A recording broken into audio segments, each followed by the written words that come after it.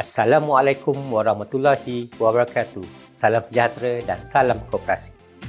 Hari Koperasi Antarabangsa merupakan satu pengiktirafan kepada peranan koperasi dalam membangunkan ekonomi yang lebih inklusif, mampan dan memberi manfaat secara langsung kepada masyarakat. Ia juga menjadi peluang untuk kita menghargai sumbangan jutaan anggota koperasi yang menjadi asas kepada kekuatan gerakan ini.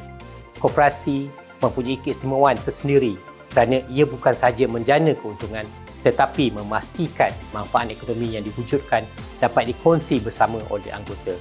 Melalui aktiviti perniagaan, pelaburan, perkhidmatan, keuangan, perdagangan dan pelbagai sektor ekonomi lain, koperasi terus memainkan peranan penting dalam memperkukuh kedudukan ekonomi rakyat.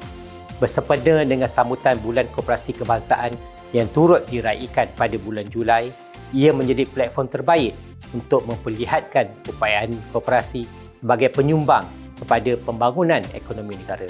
Melalui pelbagai program yang dianjurkan, masyarakat dapat menilai sendiri bagaimana koperasi mampu menjadi pemangkin kepada pertumbuhan ekonomi setempat, pembangunan usahawan dan peningkatan taraf hidup rakyat. Marilah kita bersama-sama memperkukuh gerakan koperasi sebagai pemacu ekonomi rakyat dan rakan strategik kepada pembangunan negara. Selamat menyambut Hari Koperasi Antarabangsa dan selamat menyambut Bulan Koperasi Kebangsaan. Sekian, terima kasih.